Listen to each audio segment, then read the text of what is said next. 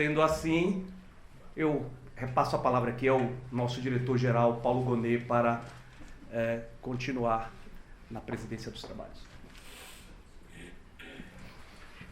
Eu só queria agradecer imensamente as palavras fantásticas que nós tivemos a ocasião de ouvir agora com os dois grandes professores que estão presentes aqui conosco.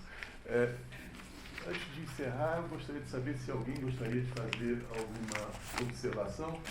Temos o nosso professor Carlos Vinícius também, que gostaria de fazer uma indagação.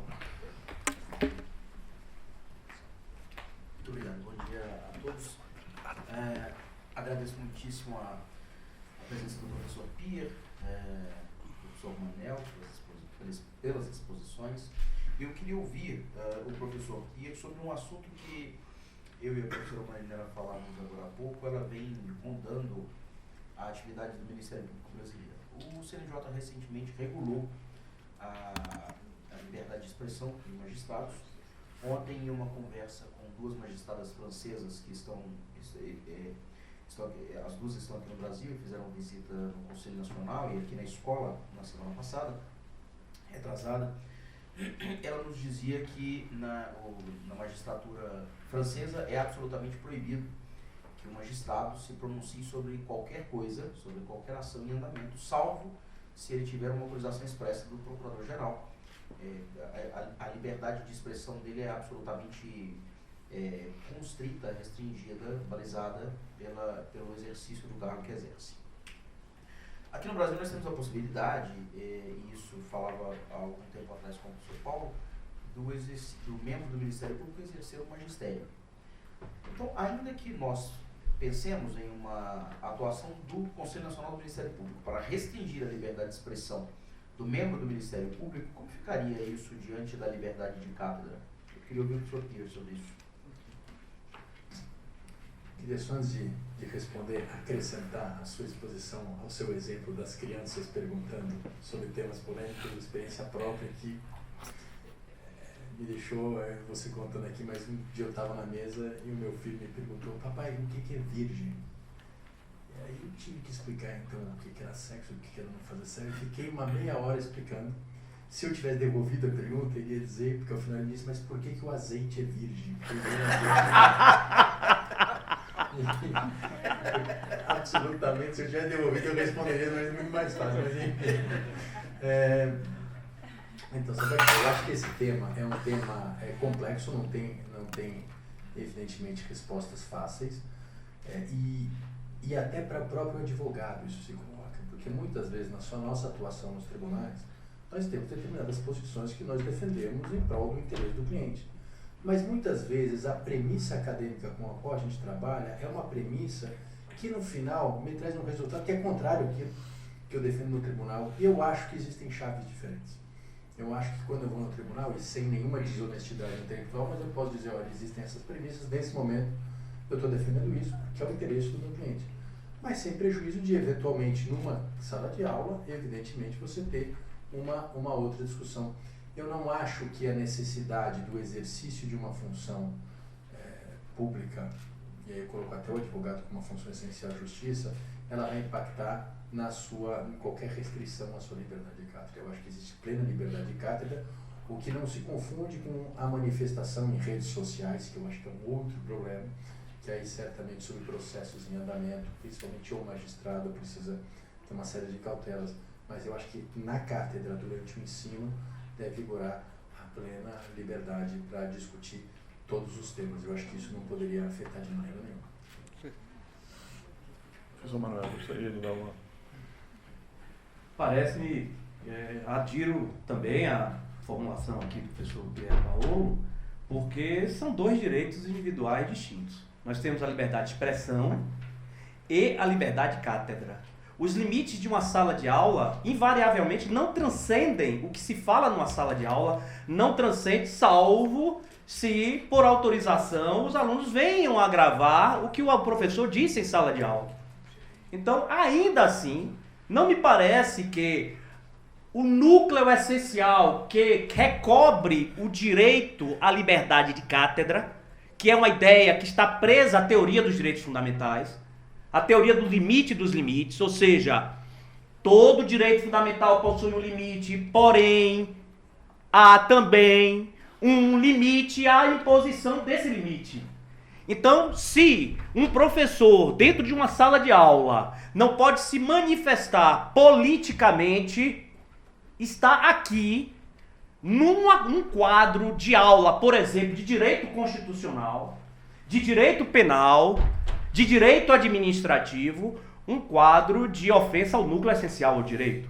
Não estou referindo à ideia de liberdade de expressão em rede social, que é algo completamente diferente e aqui sim comporta limitações em virtude do cargo exercido por aquele que emite a opinião ou exercita o direito. Perfeito. Alguém gostaria de fazer mais alguma intervenção?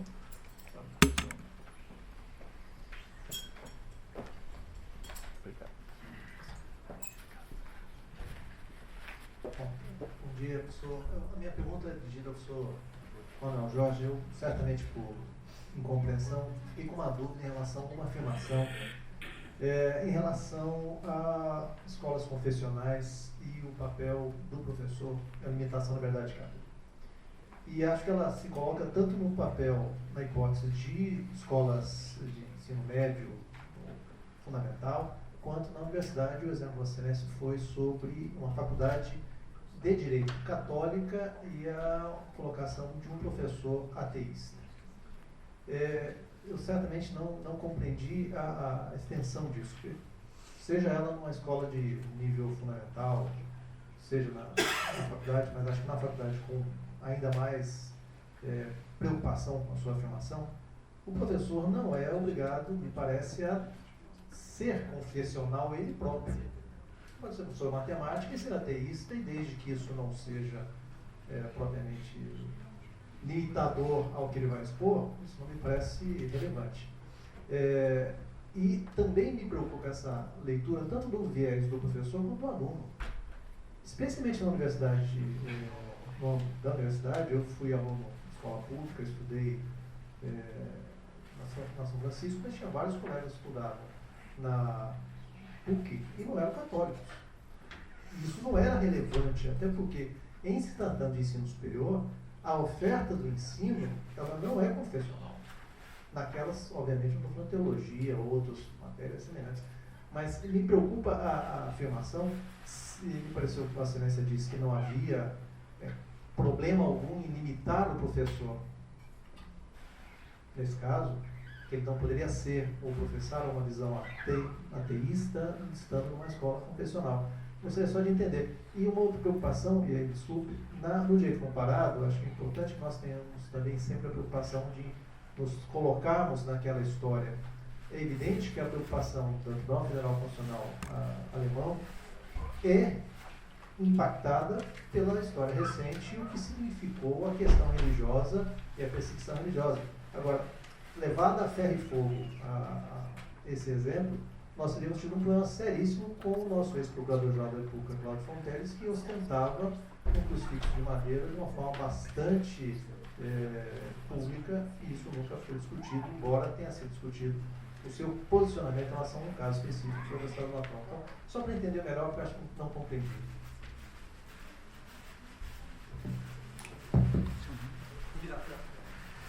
Muito obrigado, Ubiratã, por suas duas questões que me colocaram uma reflexão aguda sobre esse tema. O primeiro deles, a respeito da liberdade religiosa no contexto do exercício da liberdade de cátedra.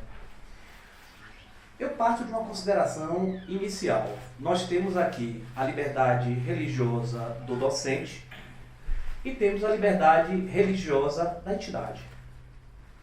Ora, a liberdade religiosa da entidade descreve a finalidade institucional daquela entidade de ser uma organização destinada a sedimentar uma fé, qualquer que seja ela, católica, evangélica. E de um outro lado, nós temos a tentativa ou o efetivo exercício da liberdade religiosa do professor, cuja convicção ateísta é uma emanação de liberdade religiosa de cunho negativo. Não é isso? Não crer em absolutamente nada é uma forma também de se convencer e convencer o outro a respeito de suas crenças religiosas. O que me parece, no particular, é que há necessidade de realizar a ponderação. E a ponderação de interesses aqui leva a equilibrar na balança os dois interesses contrapostos. Eu tenho o interesse da entidade confessional, a finalidade institucional dela, e tenho o interesse do professor, um indivíduo que deseja professar e divulgar a sua descrença em sala de aula numa entidade confessional. Ora, realizando ponderação de interesses, eu tenho aqui que deve sobrepor o interesse da entidade em face do interesse do indivíduo, por uma razão muito simples. Se o indivíduo persistir com esse comportamento, ele aniquila o interesse contraposto da entidade confessional. Ao passo que, se a entidade confessional exigir que o indivíduo não professe ideias ateístas em sala de aula, ele poderá professar essa ideia em qualquer outra instituição que não seja confessional. Essa é uma ideia que me parece importante e que descreve uma antítese de segundo grau sobre liberdade religiosa, porque é que eu tenho liberdade religiosa contra a liberdade religiosa, sendo que na primeira hipótese do indivíduo é também um exercício de liberdade de cátedra que, na minha forma de entender, não se compatibilizaria com a finalidade institucional da entidade que detém um fim voltado à sedimentação de uma fé. E a segunda questão colocada foi a respeito da... Foi só um comentário sobre a questão da decisão do Tribunal Federal Alemão. Ah, com certeza. Foi só e tão somente uma referência, mas não para determinar o transporte acrítico daquela decisão para o contexto brasileiro. Apenas uma referência, embora no campo da decisão, das decisões da Suprema Corte norte-americana, nós temos diversas decisões que só se coadunam. Por exemplo, temos o caso da igreja Lucumi Babalu, é uma igreja no centro da Flórida, a igreja Lucumi Babalu contra o município de Hialeah, que se encaixa perfeitamente com a recente decisão do Supremo Tribunal Federal, que autorizou o sacrifício de animais em rituais de candomblé e umbanda. E lá nos Estados Unidos, isso em 1990, eles já tinham decidido dessa forma. Então, é apenas para apresentar que lá fora eles já devem ter examinado algo que nós ainda não examinamos, inclusive por conta da nossa jovem experiência democrática.